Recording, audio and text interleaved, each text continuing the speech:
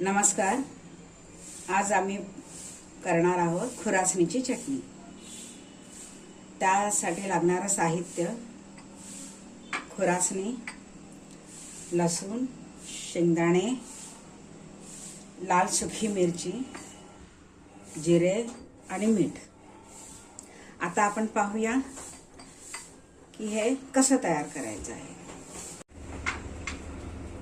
आता ही खुरासणी एका लोखंडाच्या कढईमध्ये भाजून घेते।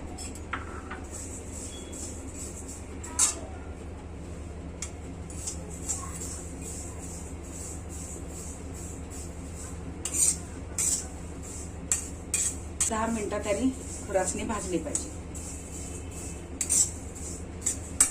5 मिनिटं खूप झाली, 10 मिनिटं नको।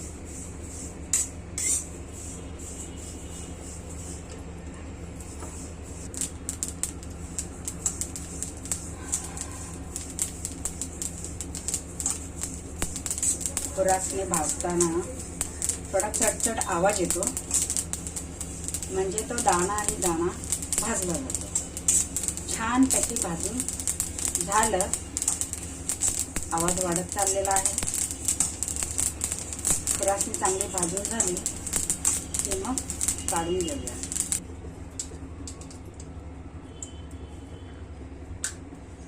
थोडं तेल टाकून घेऊया आणि त्यामध्ये शेंगदाणे थोडे भाजून घेऊया।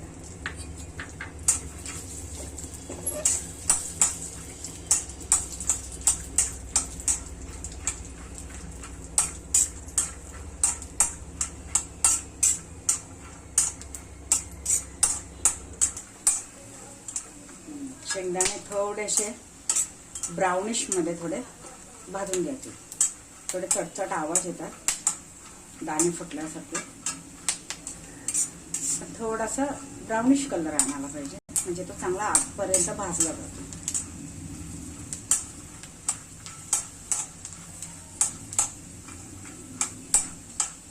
आता शेंगदाण्यांना छान रंग आलेला आहे। मिरची टाकायची।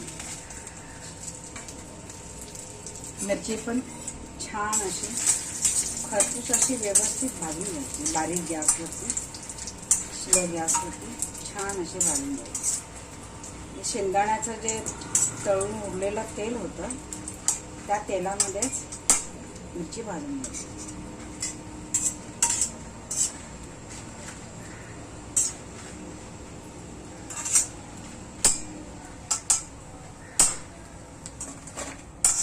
ते एका भांड्यात काढून घेऊया आणि थंड होण्यासाठी ठेवूया। थोडासा तडतडू द्यायचा, नंतर जिरे टाकायचे आणि गॅस ते एका भांड्यात काढून द्यायचे।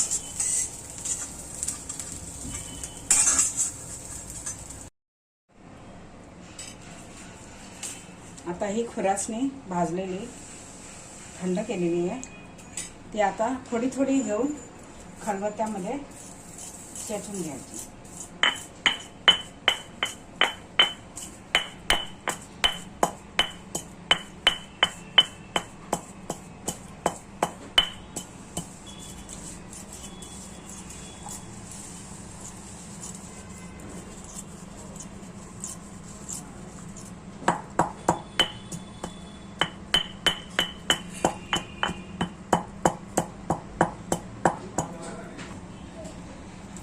आता हे शेवटचं राहिलंय।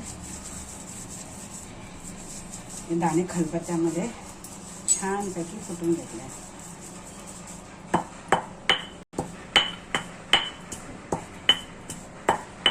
त्यामध्ये चेचल्यामुळे, बारीक केल्यामुळे त्याचं हे असं स्ट्रक्चर येणार आहे।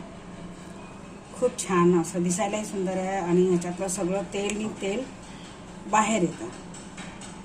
आणि आता हे तळलेले तेलामध्ये तळलेले शेंगदाणे होते, ते आता थोडे जाडसर कुटून घेते। खूप बारीक नाही करायचं, थोडं जाड ठेवायचं, जेणेकरून ते दाण्यांचे जे तुकडे आहेत ते दाताखाली आले पाहिजे। याची जी आहे ती मी मिक्सरला थोडी बारीक करून घेतली, खूप बारीक नाही केलेली, थोडंसं रवाळ असं बारीक करून घेतलेलं आहे. जास्त पण बारीक करायचं नाही, रवाळ असं बारीक केलेलं आहे. असं रवाळ आलं पाहिजे. थोडं चेचून घेते.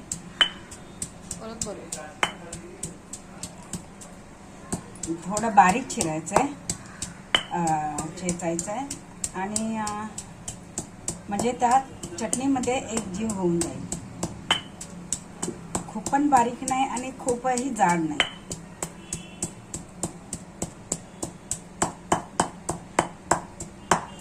बस एवढं बारीक. आता थोडं तेल टाकूया.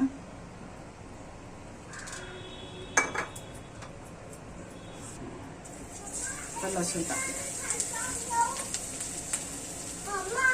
आता फोडणी दिलेली आहे. म्हणजे मगाशी मी तेलामध्ये लसूण थोडा भाजला, तो पूर्ण भाजला नव्हता, थोडा अर्धा कच्चा मी काढला होता.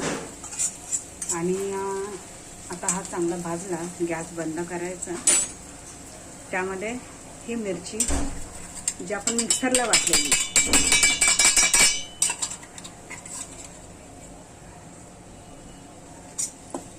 ती चांगली भाजून घ्यायची. गॅस बंद केलेला आहे. जी कढईची गरमी आहे त्या गरमीतच हे भाजून घ्यायचं आणि मग शेंगदाणे टाकायचे.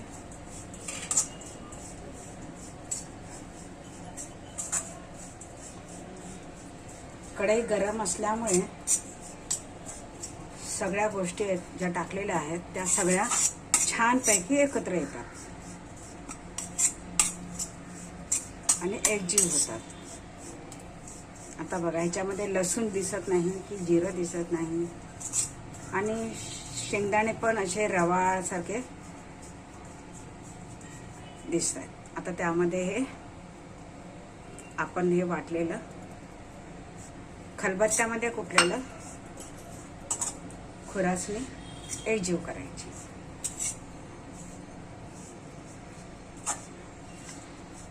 मिक्सरला मिरची लावताना मी त्यामध्येच मीठ टाकलं होतं, त्यामुळे जास्तीचं मीठ वरून घ्यायची काय गरज नाही आहे, कारण मिठाचा अंदाज असतो तो बरोबर होऊन जातो. ही अशी खुरासणीची चटणी तयार झाली आहे. त्याचा रंग बघू शकता आणि ते चवीलाही तेवढीच छान आहे.